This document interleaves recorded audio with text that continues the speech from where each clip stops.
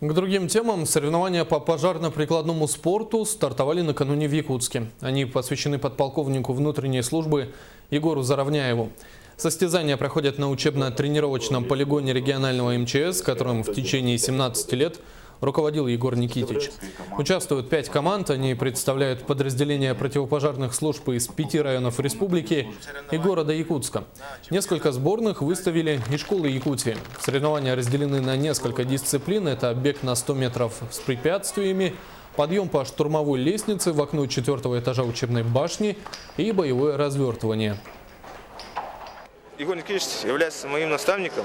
Он непосредственно меня учил азы пожарной охраны, пожарно-прикладного спорта. И не только, и в остальных видах спорта. Итоги работы Егора Никитича сейчас, допустим, в прошлом году, позапрошлом году главное управление занимает только призовые места на спартакиаде «Динамо».